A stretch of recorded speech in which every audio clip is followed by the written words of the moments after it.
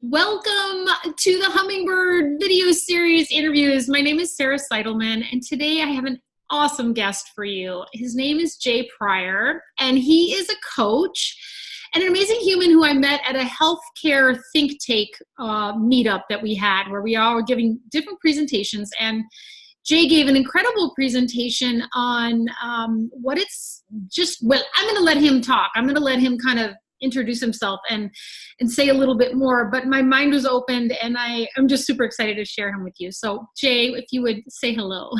Thank you. Hello, Sarah. It's great to be with you today. Yeah, And you know what? I'm going to jump right in there and just start educating right off the bat. I hope that's okay. let's But do it. I prefer, or I use they, them pronouns. I consider myself a gender queer or somebody who's gender non-conforming, or I embody both male and female, or I really want to get to the point where I'm a human. I'm just a human. I'm a human being instead of having to fit in one of those boxes. But just to share that right off the bat. So It's so perfect. it's something learning from me that I'm starting. I even have to school myself because I call myself a he sometimes and I go, no, they, it's like, it's interesting, but it's a new thing using the they, them pronouns. And it's part of some of the work I do is having people actually just practice that because it's a brain Yes, go around, right?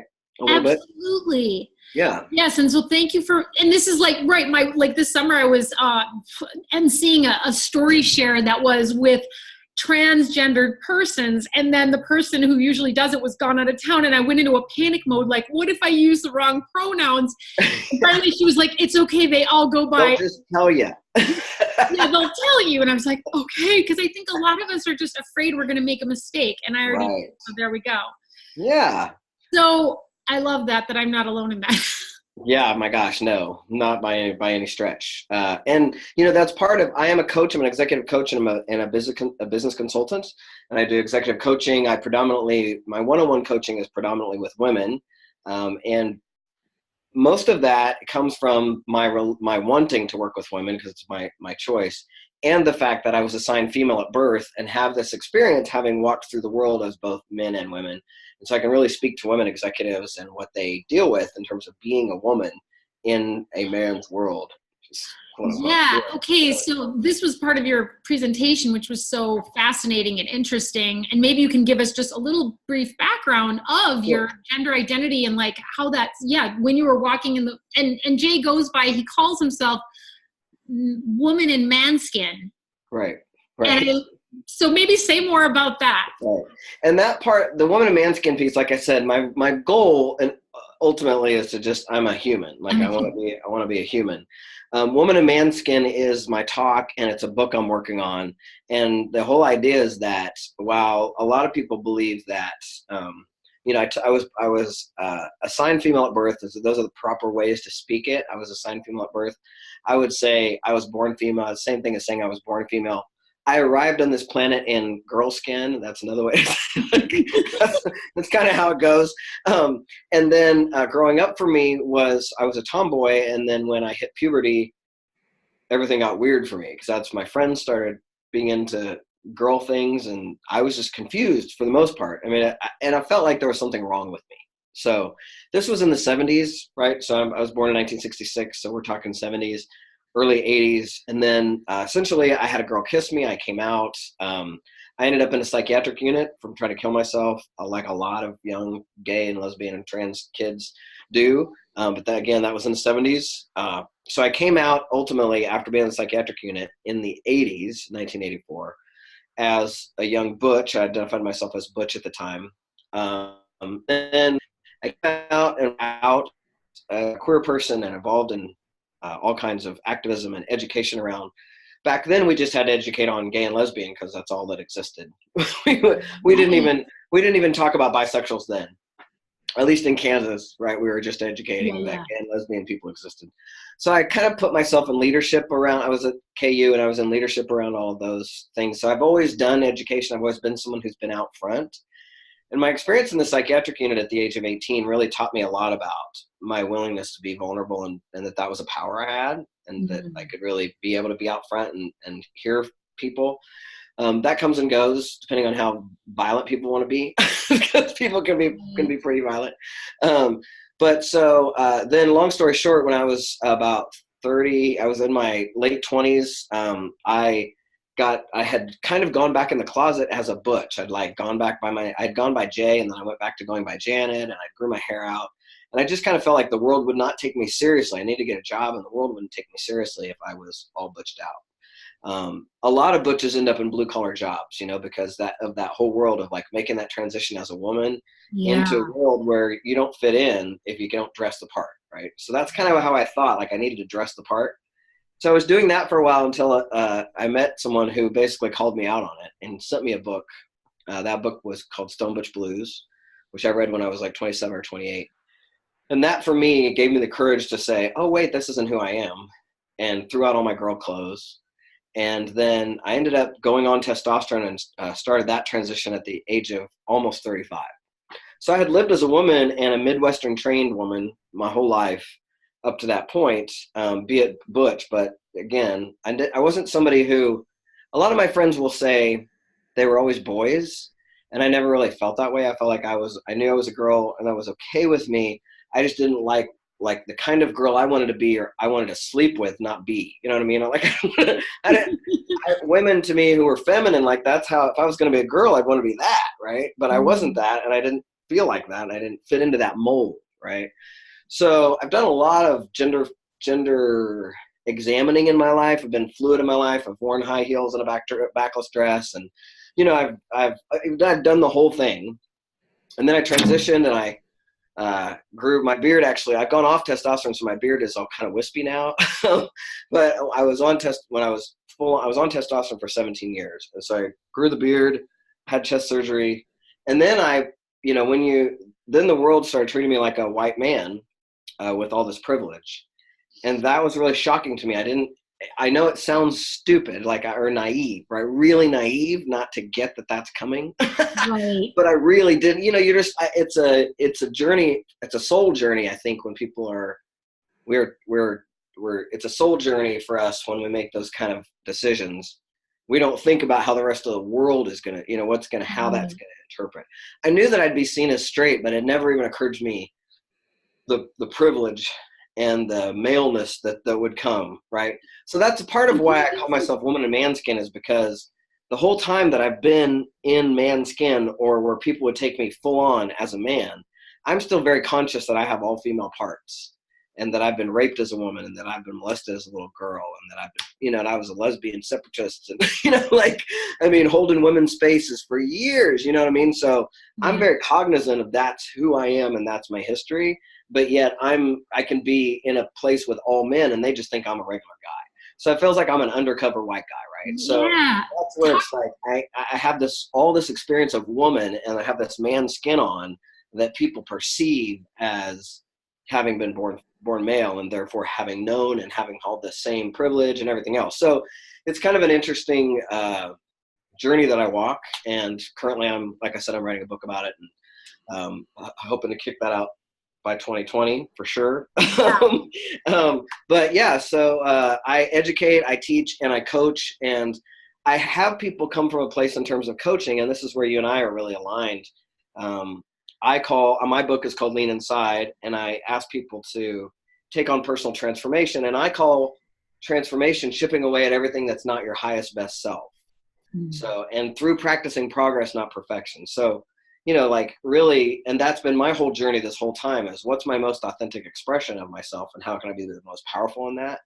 And so part of my coaching is having people really, I say I wake people up, because you will become more conscious if you hang out with me, if nothing else, around gender and how you contribute to that, because it's the water we swim in, right? Yeah.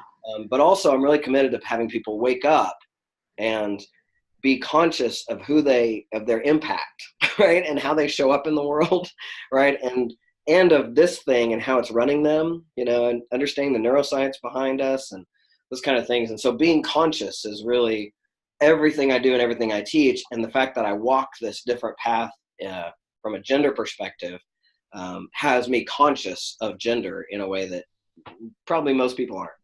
Yeah, you're a catalyst just by walking around and being who you are and explaining who you are. Like, Can you talk a little bit about that experience of being treated with or given white male privilege versus what it's like to be like a butch woman or a woman?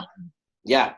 I can only share it if I give you like little silly examples, you know what I mean? Because all women resonate with these examples a lot because they know what would happen if they were in those situations. So one of the examples that I like to use is being on an airplane and having someone open a packet of dressing and having a little bit of it spill on my jacket, and immediately having a flight attendant be like, "Oh, sir, I'm so sorry, sir," and cleaning off my jacket for me, right? And then asking me if I want a cocktail, and then bringing me a cocktail and not charging me for that cocktail because I accidentally got some dressing spilled on my shirt. That you spilled yourself. Well, no, that I didn't know. It was somebody else. Oh, somebody else spilled it. But still, you know, if that had happened to a woman, right? Yeah. What would have happened? I'm just thinking, well, they would assume that I want to clean my own clothes. Right. Right. That I'm capable of that. Whereas, I can see where. Right. She's cleaning it off for me, right? Before I ever know it's happening. Right. That doesn't happen to women. Women would be like, "Could you hand you a rag?" "Oh, I'm sorry," and hand you a rag, right? I mean, hand you the washcloth. "I'm sorry that happened to you," and hand you the cloth, right? If you're a woman, that's what would happen. But when that happens, there is this world that we swim in that serves men at this level that people are pretty unconscious to, but I see it happening constantly because I'm, that wasn't my world before. Yeah. So watching people jump up to serve me is part of that. It's very interesting. It's really interesting. And that just to be able to see, like now a lot of younger people are, when asked, what is your gender, they're, wanting to not claim any gender, like, Right. non-binary or fluid, or I'm just, and it's almost like your life experience is to just go through all of it, like 360 degrees of experiencing all the, I like to think of it as like a keyboard we're playing, and you play many of those keys. Yes. And what an amazing, I mean, that is a unique role you play. And we were just talking before we got on, like, I was fascinated by, because of course my background is, or a lot of my background and fascination is with the shamanic view of the world, or the indigenous view of, from all over the globe, of different things, but in particular gender, because, the idea is that two spirit beings, or people who are not all masculine, all feminine, but somehow embody some very unique mix of those things, were thought in many cultures to be, revered and wise, and maybe even like special in the eyes of the great spirit or the creator, because they played such unique roles that not anybody, just like nobody else could fill that role. And often in difficult times, they would be able to do, there would be a woman, and, and maybe a woman in man skin who could fulfill a role that nobody else could fulfill, that involved like physical strength maybe and softness, or, and so I don't know if you can talk more about that, like what you see. I don't know how to say that, but how you see, I know you work with a lot of youth who are gender fluid, transgender. Oh, yeah. Well, I think even people my age are like, I just came out as, I've always been gender fluid and I've always been gender queer. I never took testosterone to be a man. Like that whole part was kind of shocking to me, actually. I didn't do that. I did it for the beard, and like, I wanted the body, I was very invested in getting the body. Yeah. But that was the whole mindset with it. Everything else was not what I expected.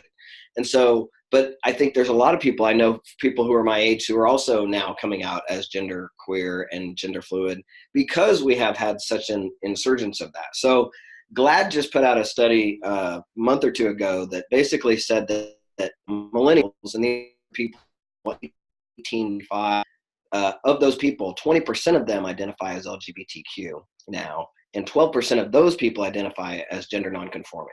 So the numbers are rising. It used to be back in the day when I first came out in the 80s and 90s, we would march around and say, there was a Kinsey scale statistic on homosexuality, was that we were 1 in 10. So we were 10%. So we used to, at parades, we would yell, 10% is not enough, recruit, recruit, recruit, just to, scare straight and stuff. but we've doubled our numbers now. There's 20% of people, and I believe that that's because there's more fluidity everywhere. Like we're starting to have more fluidity around. There's pansexual people who identify as pansexual. So even with sexual orientation, there's more fluidity. So I think that 20% is all about that more fluidity. And I think that as we relax around gender, we're going to see more and more and more of it, which is what's interesting is that by 2025, 75% of our workforce will be millennials.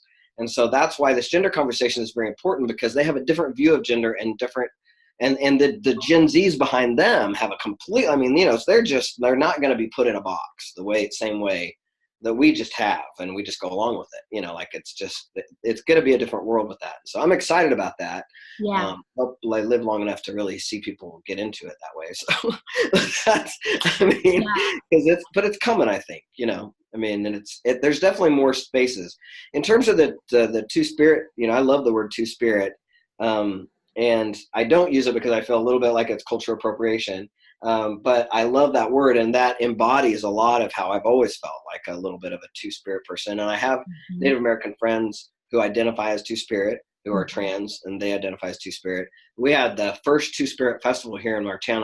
We have a Haskell Indian Nations University is here in Lawrence, Kansas, and they had their first two-spirit conference here this past year. So awesome. That conversation, is getting bigger, and the gender nonconforming and gender fluidity piece, it's powerful, and I love it. The younger, 14-year-olds, they wouldn't even think of talking to each other without asking what their pronouns are. That's kind of how fluid they all are. Yeah. At least the ones I know, and I feel like that's very inspiring to me, very empowering to me. Me too. I think it's really exciting. And one thing that you shared in your talk that really rocked my world and just made me think much more deeply about this is we were talking about people who are babies who are born, or humans that come to this planet who are what we call intersex, meaning when they're born, they are somehow not either clearly feminine or clearly female or clearly male. And so they have a combination of either chromosomes or genitalia or, some combination that is not clearly one or the other. Mm-hmm. And tell us about this percentage and how it correlates with people with red hair. Right. Nothing has anything to do with redheads, but I thought what you said was quite amazing. Well, it's just that I think that people don't know about intersex people. And just to be clear, as much as I don't like to, I think we still have to say it, that what we're talking about is, in the past we'd call these people hermaphrodites. And we don't use that word because it's derogatory to them. And so we say intersex person, or person who is intersex, born intersex. But basically, 1.7% of our population is born intersex. And so while we as our culture would say there's only two sexes, and this is where it's important to distinguish sex from gender, because that's when we're talking about these kids who are gender fluid, that's gender, that's not sex. So, right. And so right now we would say our culture would say there's only males and females in terms of sex, but that's not true, because 1.7% of the population is born intersex, and that's the same percentage of people who are born with red hair. So it seems like that's a big percentage of people. Yeah. And in the past, we have done surgeries on them to make them fit into one of those male or female boxes. Right. And there's a movement afoot to stop that. And I think it's been going on forever. We're finally, I think they're starting to gain some headway, in the sense that California recently banned surgeries on intersex babies.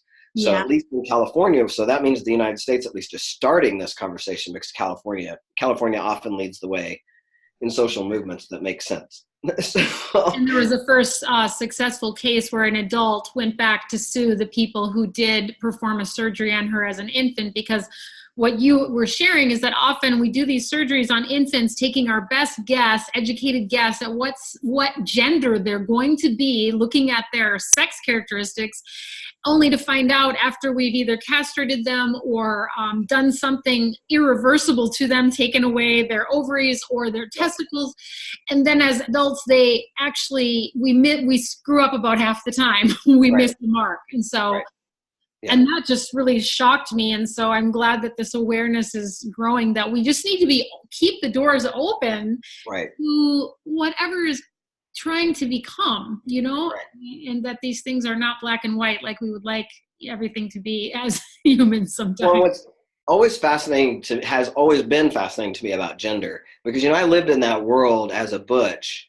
I lived in that world, and butch women live in this world and a lot of people do, where people are constantly wondering what I was. Like the thing I remember the most about going on testosterone was when I finally started to have peach fuzz come in and I started to look more masculine, then people stopped trying to guess what I was. Because that was like everywhere I went, people were like, what's that boy or girl? Like as though I can't hear you whispering that. So living in that in-between space can be so scary. Right?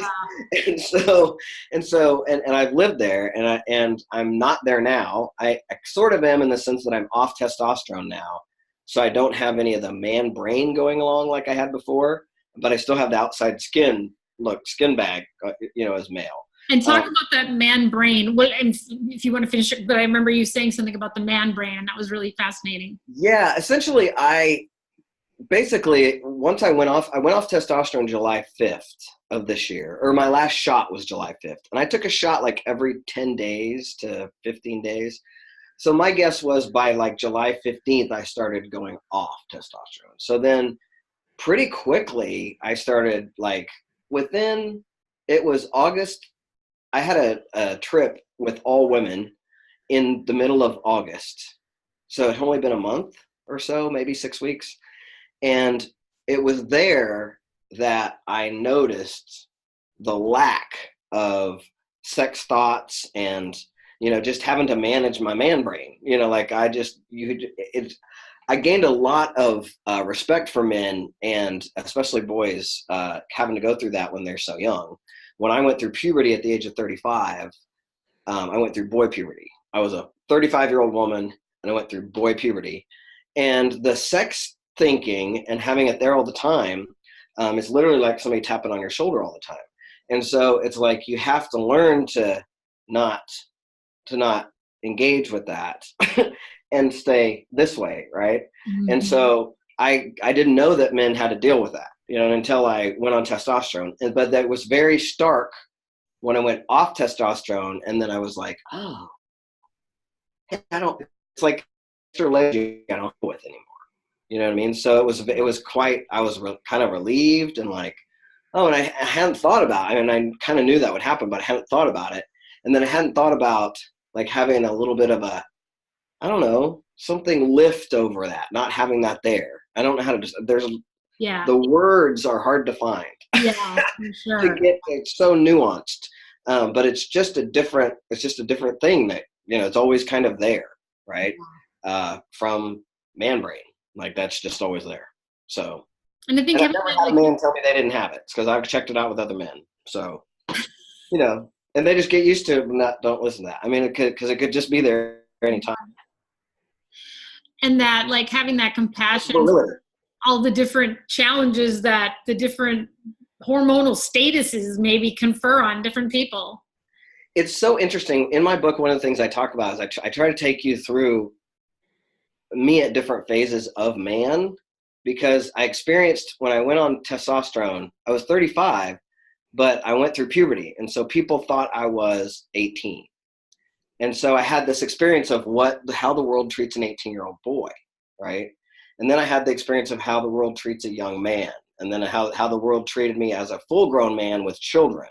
And the way people talk to me about my children, and the way people talk, like things like when Jessica is out and about, people ask her who has the kids, right? When I'm out and about, nobody ever asks me that. They just assume that it's their mom, right? I mean, the weird things like that you just don't. But also then the experiences that men have had, I really believe that I have had the experiences that men have.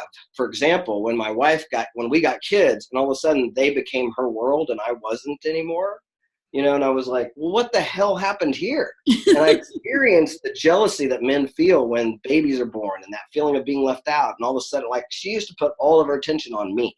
And now all of her attention is not on me. It's over there. and like this now, and I'm a trained coach who is someone who knows how to manage my mind, and I'm a very powerful person. I've been working personal development, spiritual development. I'm a trained individual. So I could see how men in particular who have no training and no ability to really like understand what's going on, that they could really take that personally and feel like there's something wrong with my relationship now. Like those kinds of things that I really can get like, oh, wow, that's really that happened. Like I really felt that, it's like, this isn't, it's not like men just whining like this. There is shifting. There's stuff that happens at different phases of their lives that I feel like I can also validate from a man's perspective. I hope I can do that part justice. Because I think sometimes women just want to hear, why won't they pick up their socks? But, we can speak to that too. But I want to be able to speak to, there's lots of stuff that men deal with and nobody knows they deal with. Yeah. I love that, how you can see both perspectives. And I love when we were talking about the fact that you coach mostly women.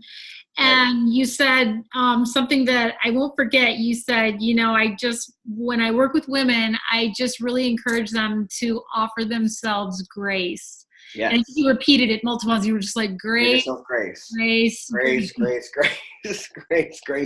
Yes. Yeah. That's my whole philosophy of personal development. Progress, not perfection. Yeah. I think women are wired to be perfect. I just think we're wired that way.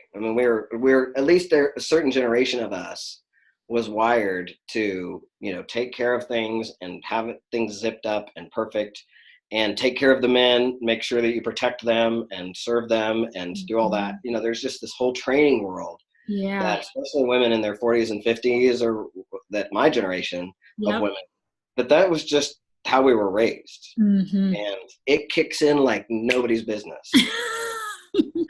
When you're trying to be successful, it's like, oh my God, I can't even move because I have to have it all perfect, or like all that stuff. So giving yourself grace, I think, is one of the first tools that I ask women to start to learn, to give yourself a pat on the chest and be kind to yourself and listen to how you talk to yourself and all those things, because I assert that when it's brutal. I've coached women for a long time and they are merciless with themselves. They're just hard. So, oh my gosh, there's so many. I just thank you so much for being this amazing, vulnerable. Brene Brown talks about vulnerability, but the way you live, just so in the face of all the fear and all the other things that are going on, like the threats out in the world, that you're so open. And I'm just wondering, like, if somebody who's listening to this is struggling with, fitting in that corporate culture, or knowing they want a job. Maybe it's a young person who wants a job in a traditional region, and but they're feeling like, hey, I'm gender fluid. How am I gonna, what words of wisdom what would you say to them, or what would you want them to know, if they're feeling that pressure to conform, but knowing that's not who they are? Well, I think the younger generation has a pretty good handle on this, and they're starting to understand, because I think that as humans, we're all evolving around our knowledge of energy and how it works and how we are that, right? And so energetically, I really try to speak to people as though they are energy and they have the power to create their lives exactly the way they want, and very powerfully. And so I know, and I've seen it because I've coached hundreds of people and been in front of people for a long time, that if you get clear about what you want and you start taking baby steps towards that while giving yourself grace, you can have anything you want. And so, but be smart. If you're a trans person, there's tons of companies now that are fantastic to work for. Microsoft, if you go to work for Microsoft, they're fantastic around trans people. There's certain companies, and the National Transgender Education Association, all the international groups and the national groups, and HRC, they have those listed of good companies to go to work for. So don't think you can't have that.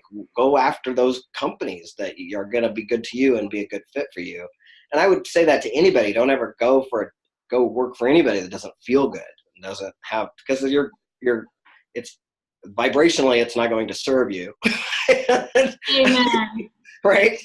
And so I promise it'll work out if you just go with, keep going what feels good. And that's basically, teaching people that they're the ones creating their own reality is, I think, the most important and powerful thing we can do as coaches right now, and having people understand that vibrational world we live in, which is a huge conversation right now, and people are starting to get it. I think it's exciting, but people are starting to get it. Right? Right? Clearly, because we're having this conversation. Yes, we are. And it's so awesome. Yeah, so it's happening everywhere.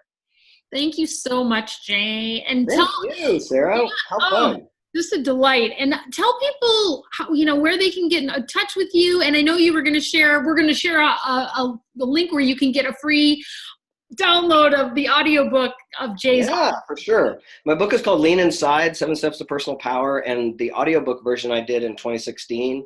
And we'll just give that to listeners. We'll put the link out there. They can text the word audiobook to a phone number. We'll put it, it's like 314 something. We'll put that out there so you can, and then once they do that, if they sign up for that, just to be clear, so we're transparent, that will put you on my mailing list. Sure. Right? And I send out an email once a month with a video of me doing teaching, and that's basic. And then, like, if I have special events, I might send you something, but usually it's once a month with a video. So that will put you on my list if you want my audiobook. Also, though, my podcast is called Doing the Work with Jay and Becca. And we have a Facebook page. Our website is www.jayandbecca, that's BECCA.com. And our podcast is all about doing the work of my book. So it's really about just people coming together to do personal development work and giving themselves a grace, and like being a tribe of people who are willing to, like, not judge and assess, but like just hold space for people to be wherever they need to be to get powerful, right? To get back to that place where they are clear they're creating it and can create it. Sometimes we have to go through the muck to be able to get there. Right. So, oh goodness. So, our podcast is all about that and holding space for people to do that. And we have a Facebook page. And so I'd love people you can find us there on Facebook, on Instagram and Twitter at jpryorcoach and all the things. So. And we'll add those links into the video. We'll add all that goodness. So thank you again, Jay. Thank you, Sarah. It's so great to be with you. You've opened the door. So much. Yeah, same. Okay, awesome. Peace Have out. a good day. All right, bye. Bye.